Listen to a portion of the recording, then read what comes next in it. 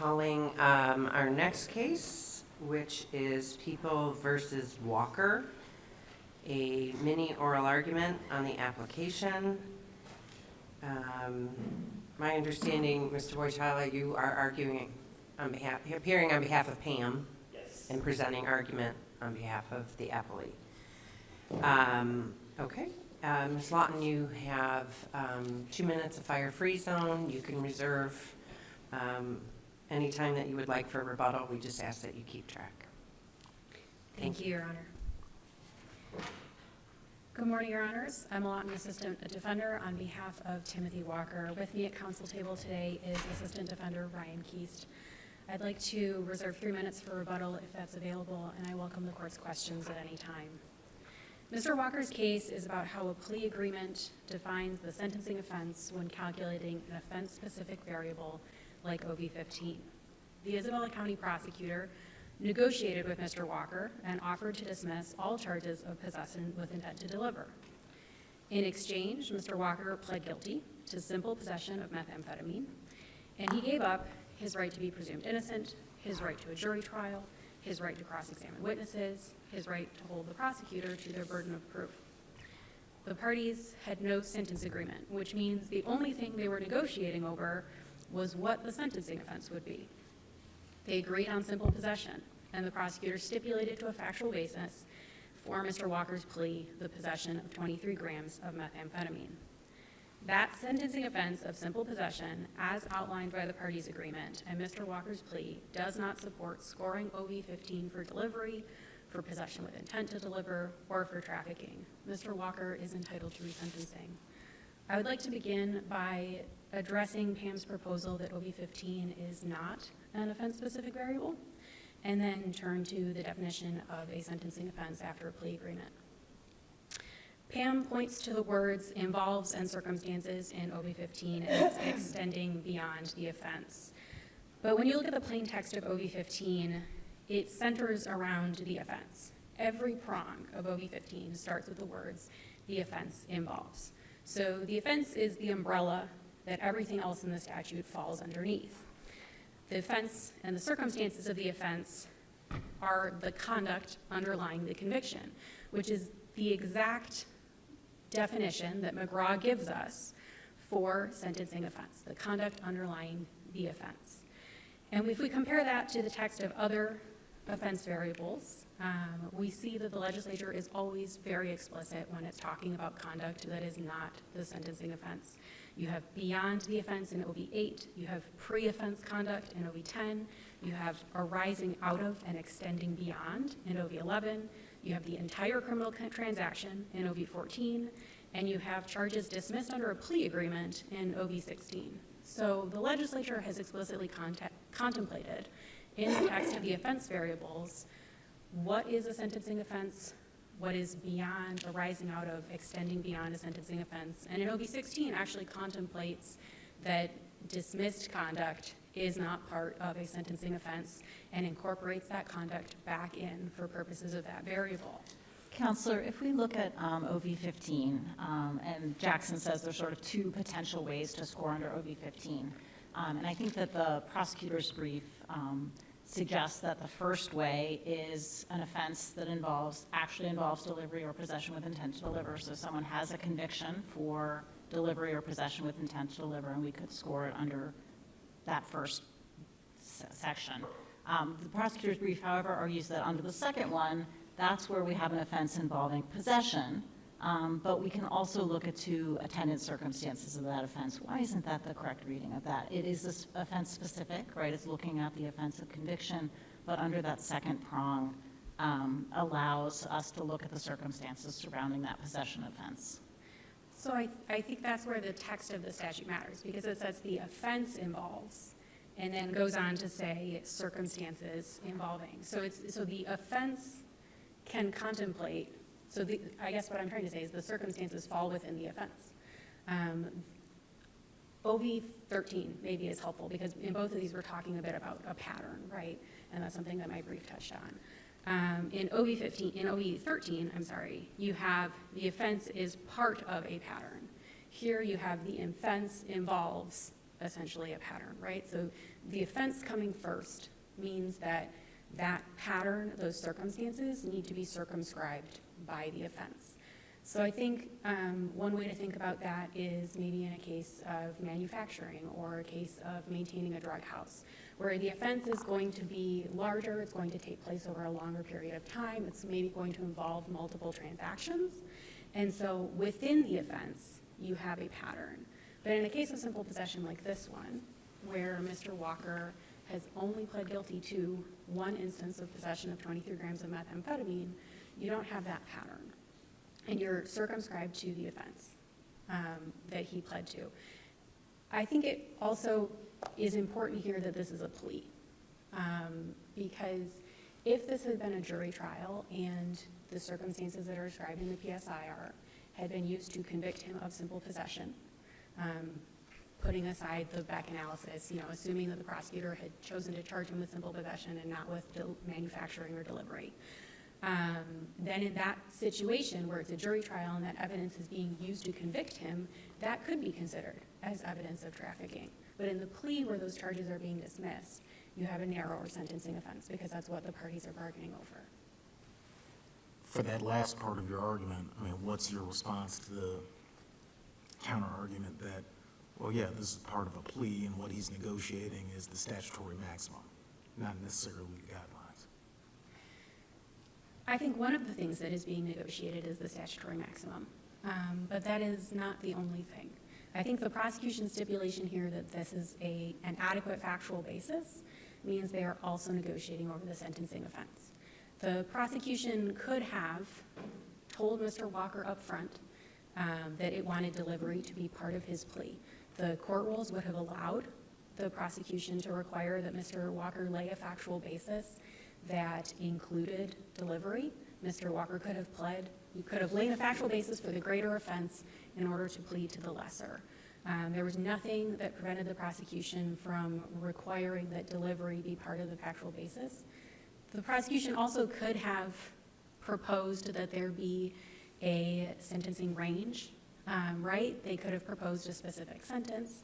All of these things can be negotiated in the plea.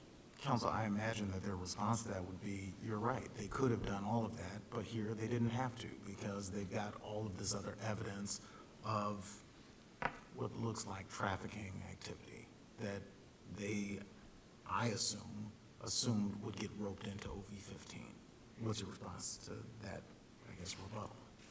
My response to that would be that before the prosecution offers to dismiss all charges involving delivery and stipulates to a factual basis that does not involve delivery, that they need to have thought about whether delivery is the thing that matters to them, right? That's kind of what McGraw talks about, is that if the prosecutor cares about this, the prosecutor needs to make sure it's accounted for in the sentencing offense.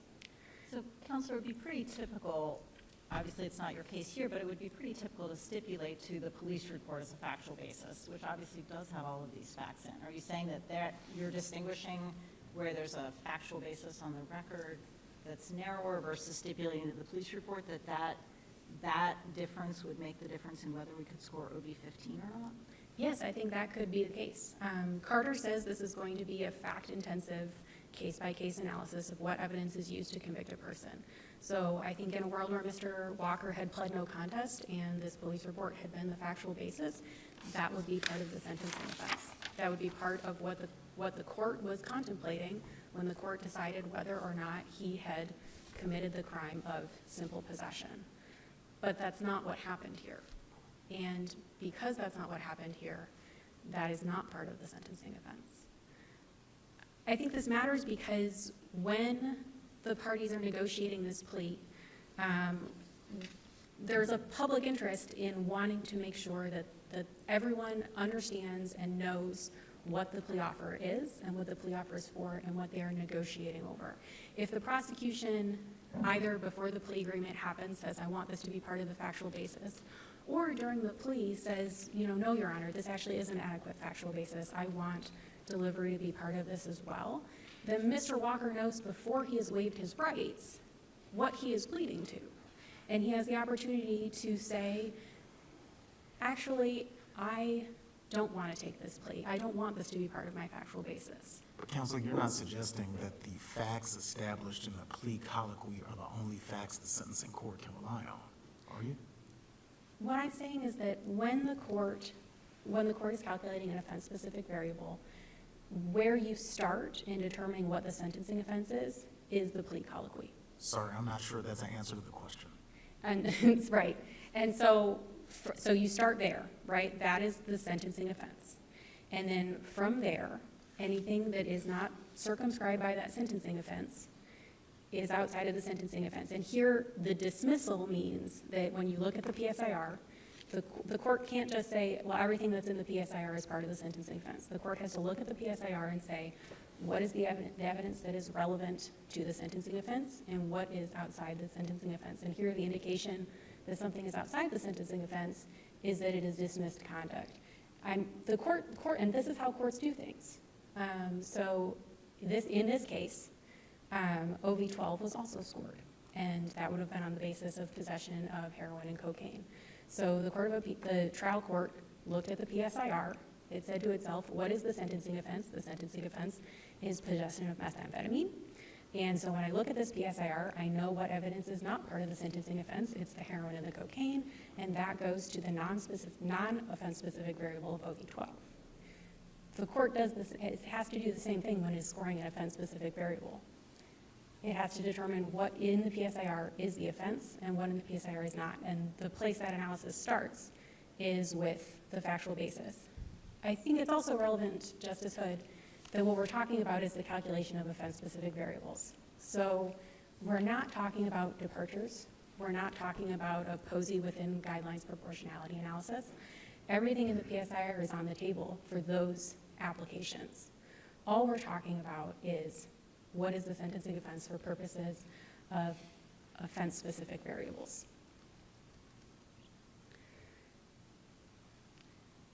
If there are no further questions, I'll reserve my remaining time Counselor, for before rebuttal. you sit down, you had previously raised on this matter a request to remand in light of Hines. Assuming we agree with the prosecutor on this case, what would be your position with respect to that issue? Our position would be Mr. Walker was on direct appeal at the time that Hines was decided, and so Hines should be applicable to him, and that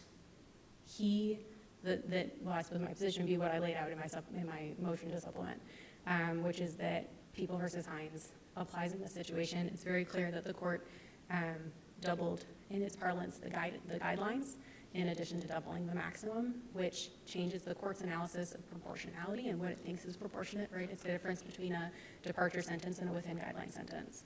And so it's our position that that also entitles Mr. Walker to resentencing. Thank you. Thank you. Thank you.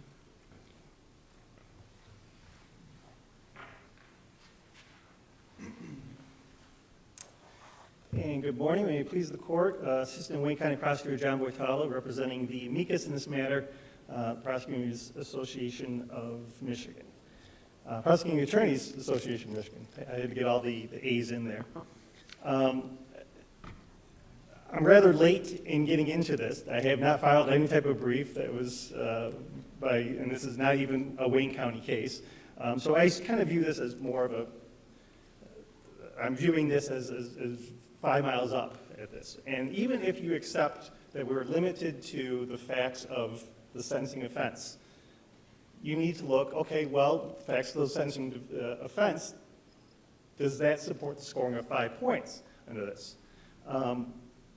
The language of the statute, that's 777.451H, indicates that you get 5 points if you're in possession of a controlled substance under such circumstances as to indicate trafficking. At the time that Mr. Walker was in possession of these methamphetamines, he was also in possession of digital scales, Ziplocs, $600 in money. He indicated at that time that he was in possession of these drugs because he was trafficking. He was trafficking narcotics, that a supplier was providing him with, it was 3 grams a week on a continuing basis for him to sell. Those are the facts of the sentencing offense. That at the time he was in possession, those were the facts that were available to the judge to decide whether or not he was going to score 5 points. So the question to this court is, did those facts, is it error for the court to have scored 5 points based on those facts? It's position of the amicus that, no, it's not. Can With that, I- I'll open to the questions. Can I just ask, the question of fictional pleas, right? This, I mean, I've seen some refer to this as a type of fictional plea. It's not really, right? Like it's, there was sufficient evidence of possession, which is what he pled to, and they just decided not to charge, right, the intent to distribute. What about in sort of a true fictional plea, where the facts are not, that you're admitting to, that the defendant is admitting to in terms of the plea, are not, or are far more removed from the actual facts of the charge? What do you do with those facts? Are those facts of what actually happened still, game or in the mix for scoring OVs? Well, that's definitely not the situation we Right, have here, right. obviously. And so I can only speculate as to what it would be. So I think if you're, I'm guessing in a sense, you're talking about how the court rules now, they allow you to plead to the charged offense or a different offense, basically. Right. And so whether if you're going to plead to a different offense, whether the facts of the actual charged offense can be used to support the scoring of Right. those guidelines. I guess it depends on what the facts are. Again, I would only have to speculate as to that, because you'd have to look at what the facts are, and if the particular facts of the crime that you've pled to and you're being sentenced to, that crime, you look at those variables and the facts of the crime that you actually did commit or was charged with committing don't fit that, I guess it is possible that there would be a challenge to that. But again, that's not the situation we have here. Right, no, the facts that established possession, or the facts that established, from your position, the delivery also established the possession, right? So we're talking the same set of facts. In this case, yes. Yes, in Yes. this case, but that may not be the case in other. Yeah, I could Okay. see that, I could foresee that being the case. Counsel, obviously prosecutors make decisions all the time and they cut deals all the time, and it's based on many reasons. It might be they don't think there's enough evidence to support a charge, or maybe it's just to avoid trial and simplify things. What do we do with that? Like, what if a prosecutor decides, I'm not going to charge trafficking because it's a really high burden to prove trafficking, but then it gets to get scored? What do we do about that? I mean, I can see from a defendant's standpoint why that seems kind of unfair. You cut a deal, and there's obviously a difference between, I guess, is there a difference between uncharged conduct and, maybe charged but decide to dismiss it? Well, I mean, I think there's a difference between conduct that can support a charge, perhaps, or a conviction for that matter, and conduct that would support a scoring of a guideline, because it's a much lower standard for scoring a particular guideline. So even if the prosecution decided, like in this particular case, decided, you know what, we don't think that there's sufficient evidence to charge him with possession with intent to deliver. In this particular case, we're only going to charge him with the possession, and maybe try to use him as a way to get to the supplier, something along those lines. Right. Even if the decision was made, okay, we don't have sufficient, we wouldn't be able to prove beyond a reasonable doubt that this person was in possession with the intent to deliver, because we wouldn't charge that, and then because there is such a lower standard, preponderance of the evidence, to score the particular guidelines, you could still score that, the circumstances of it. What's your response to counsel's argument that for offense-specific variables, this is what we're talking about, is that it is limited to the offense, the actual offense. And that doesn't, we're not talking about whether or not the judge could use these other circumstances in determining where within the guidelines or whether a departure from the guidelines is justified. So it's not, it's really just, and in fact, also could be used in different OVs. It's offense-specific OV. It can't be used for, but that doesn't mean that, you know, these facts like never existed, right? Because they can factor into the sentence. Again, my argument is that we don't even need to look into it. Even if you are just looking at the facts specific to the possession, there's sufficient evidence there to score it in this particular case. That said, in addressing your question, it is the argument of Amicus that it's wrong to view OV15 as being specific to the offense variable. Because, and I would direct itself to the statutory language in itself that states you are to look at the circumstances of the crime, not just to the instances of the crime itself. And the OV15 is a difficult one to even address because we're dealing with possession. Possession is such, you could be in possession for such a long time. So the moment that you put something in your hand, you're in possession of it until the moment that, even afterwards, even if you put it down on the table, you're still in possession of it. So it's with the possession itself, it is a long period of time that you could look at the circumstances of that crime. And with OV15, as it says, the actual language that the legislature put into the statute was to consider the circumstances involving the offense itself and not just the elements of the crime itself. So were we wrong in McGraw? Well, that's the position of the amicus, is that you should look at it. But the position, for me, arguing to you, is that you don't even need to get into these grand legal questions of, is this case specific? What should there be case specific things? I'm just saying what my argument to you is, even if you view this as being offense specific and only look at the circumstances of the sentencing offense, there's still enough evidence to score 5 points here. So distinguishable from McGraw, which was after offense conduct. Right. And what's the other? That was completely unrelated, right? And Possession in one place and possession in another. Exactly. Those are two different.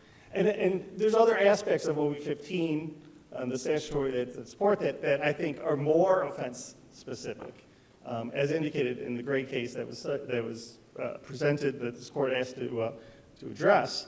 And the circumstances of scoring 50 points for OV15 requires you to look at how much drugs were being possessed at the time. And so he had this much on him, he had in an apartment, I believe it was, he had other drugs, whether or not that's all one possession amount to it. Okay, this court has made a determination that, or the appellate court had made a determination that you can't use all those, the drugs that he had here and the drugs he had there to score the OV15. That's different language than H. In H, I think the language does allow you to look at evidence that is not specific to the possession. But again, my argument is you don't need to do that. There is enough evidence there.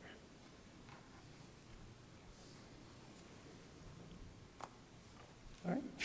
Thank you very much. Thank you. We appreciate you coming in on short notice.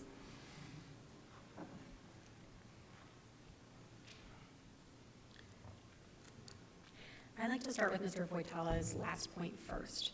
And first, I want to emphasize what subsection H says is not circumstances involving the offense. It is the offense involves circumstances. We're not talking about specifically the elements, even with McGraw, we're not talking about specifically the elements of a conviction, right? OV9, which is the McGraw variable, allows victims to be scored who are not the named victim in the offense. McGraw I think there's a good comparison with People versus Morrison, which is McGraw's predecessor. In both of those cases, you have an armed robbery. In both of those cases, you have a victim who is not the person being robbed, who's a bystander, who is injured as the defendant is fleeing. And in Morrison, which is a jury trial, evidence of the flight and evidence of that injury are used to convict him of the armed robbery. This court says that's part of the sentencing offense. That's a victim for purposes of OV9 in the specific offense. McGraw, the prosecutor, dismisses the charges related to the person who is injured during the flight. This court says that dismissal carries weight. That means that flight and those injuries are not part of the sentencing offense. McGraw is not, or OV9 is not scored for those individuals. The dismissed conduct here carries weight, and the dismissal of intent to deliver is a little more amorphous than dismissing specific physical evidence, but it carries weight here because that's what the parties are negotiating over. They're negotiating over intent to deliver. And that means that to the extent there is evidence that goes to intent to deliver, which is what Brother Counsel was just listing in terms of money, in terms of amount of drugs, in terms of scales or baggies. Isn't there a difference in McGraw when, yes, it's similar in that there were both dismissed charges, but McGraw was separate conduct that was dismissed. Here, there's a dismissal, but it is all part and parcel of the single conduct. I think what's being dismissed here is the intent to deliver. I think that those things can be parceled out. I think evidence of intent to deliver is what is being dismissed. And if the prosecutor wants that to be part of the sentencing offense, it needs to be part of the factual basis. There are a couple of, and I'm sorry because they're not cited in my brief, but there are a couple of unpublished Court of Appeals opinions that reach that conclusion as it relates to specifically possession with intent to deliver versus possession. And I see I'm out of time, so I'll just give you the Court of Appeals docket number. Sure. It's People versus Thomas, 311-569, 2013. And that's a case where the parties stipulated that trafficking was not part of it. The delivery is dismissed. The Court of Appeals says dismissing intent to deliver, dismisses intent to deliver. Our position, as I know I've said, is that when you do that, you are also dismissing the evidence of intent to deliver, unless it is part of the factual basis. I appreciate the court's time. Thank you. Thank you. Case will be submitted.